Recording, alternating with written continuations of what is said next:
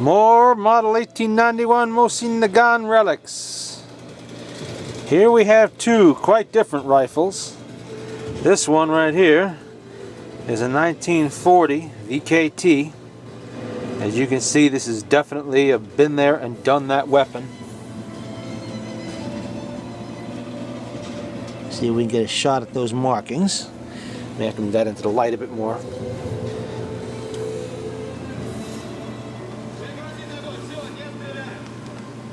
On the old battlefields of Russia, there we go, 1940. a new generation is living its history. And a second rifle here is a US made 1917 Remington. This rifle has quite a bit of heritage in it too. Remington Armory, you can see it there. It's got some dings and dents. This is unscrubbed. Zor's Eagle still on there. This rifle has a Balkan heritage as well as Russian, of course. You can see a small refurb mark here on the back. Box and a slash, barely see it. Missing the cleaning rod. Mismatched bolt, which is typical. And here we have, barely make it out, but it's there. There we go. That is a Bulgarian pine cone mark. And here we have something interesting in the buttstock. These little dimples here. That is from people pushing the firing pin into the stock to take the bolt down. There's one over a couple here in the finger groove too. And we'll see a lot more of that elsewhere. Now for the Finnish rifle. This is definitely a rifle that has been around. The stock has a repair here to the toe, you can see. They put it back on there, a couple of wooden dowels. Lots of dings and dents. I do not know what this little marking here is, although I do know what that one is. That's Russian. It's two-piece stock, so the buttstock was from something a lot older than 1940, obviously. And you can see the finger groove marking there where they joined them. That forend took a beating from something. Maybe somebody got their teeth knocked out with it, who knows. Fin hangers, of course. 300 years ago, Tsar Peter the Great founded a rival city just across the Gulf of Finland. St. Petersburg became the center of Russian. And on the buttstock, barely visible. I'm not even entirely sure it is a W, but it could be. In 1924, it was renamed Leningrad. Right there, meaning that the buttstock at least originally was from something captured by the Austrians and sold to Finland between the wars. Finland's border was only 40 kilometers away from this rifle wears its history. This is exactly what a military surplus firearm is supposed to look like when it's been through a lot of shit.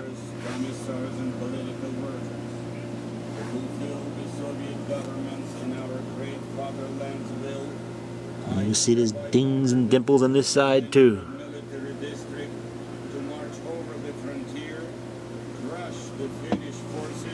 And we have the lined out numbers as common. The old Arshins are lined out and the new meters are stamped.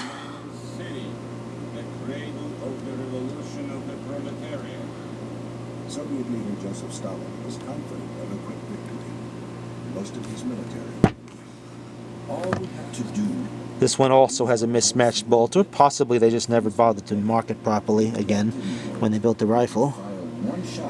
Now, despite all of this beautiful dings and dents and such on here, this rifle has an absolutely spotless bore, perfectly tight crown, and is an excellent shooter.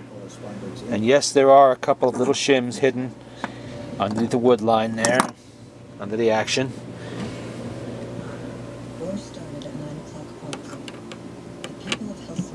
Look at that. That crown is brand new, basically. You can't get tighter than that. first time in history, they heard the sounds of bombs falling on their city. This is the And the Remington, of course, was provided to the Russians by the Remington Arms Company prior to the Russian Revolution in 1917. Seemed on the verge of collapse.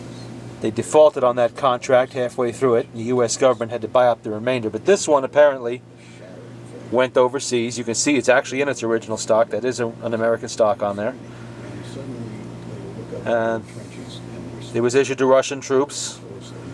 Who knows when and if it was ever captured. How it ended up in Bulgaria, who knows? It could have been an aid rifle sent there by the Russians. It could have been something captured during the Great War that was still there. Never know. And you can see this one actually has a pretty good bore too. The main thrust of the Russian offensive was through a narrow strip of Not quite as nice as the other one, but it's pretty good. It's clean inside. There's no pitting or rust or any shit like that. It's in pretty good shape. was the childhood home of 11-year-old And you can see how this rifle at one time did have the screws retaining. You can see the hole right there where the screw was to retain the band, and it is missing in the rear, but the front one is still there. And being a fin-built rifle, it is the usual mix of parts that you would expect to find. There's everything in here. You can see that's an Ijesk trigger guard, magazine housing on there.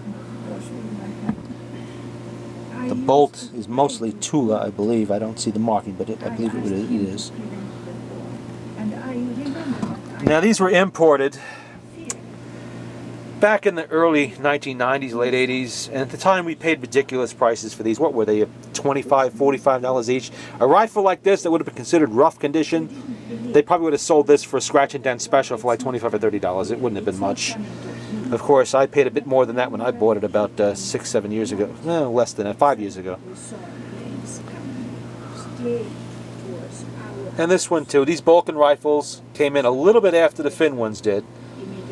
I guess by about 92, 93, somewhere around in there.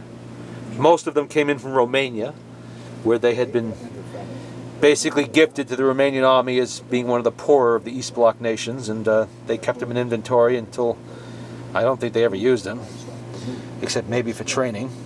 They kept them in inventory until they needed some hard cash after the wall came down, and we got them.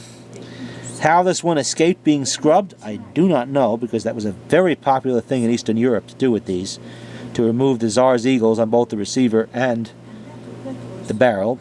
But this one they didn't, for which I am glad. It's always nice to see them like that without the scrub marks. I have plenty that are scrubbed. One day I'll show those too. You see some nice copper rivets on there. And these ones appear to be brass, but I can't be entirely sure without scrubbing them, and I don't want to do that. A few little odd markings. There's an O there. Who knows what that is? And this, of course, being a Finn-built M90, does have a very nice trigger in it. It's a Finn trigger, as they say, and it was built. One can only imagine the kind of action a rifle like this has seen to get into this condition. I mean, it's been lovingly cared for where it counts. Somebody made very sure that bore remained pristine in an era when corrosive ammunition was all that was used in it. And the metal's not too badly beat up. It's not badly scraped or dented or anything like that. Just the stock took some beating. You know, it's probably seen a lot of action in the winter with 1940. It would have been possibly in time for the Winter War, depending on when it was made. Definitely in time for the Continuation War. And the Remington, of course, undoubtedly saw service in the Great War. Probably was captured somewhere along the line.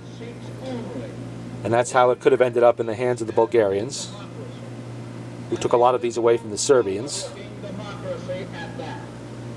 The League of Nations expelled the Soviet Union. And the buttstock, of course, with that, if that is the W, The world offered then that would have been indication of an Austrian capture. And nearly impossible. who knows when and where and on what it originally was on. From Bridgewater, I'm Massachusetts, sure there was lots of drama connected to that.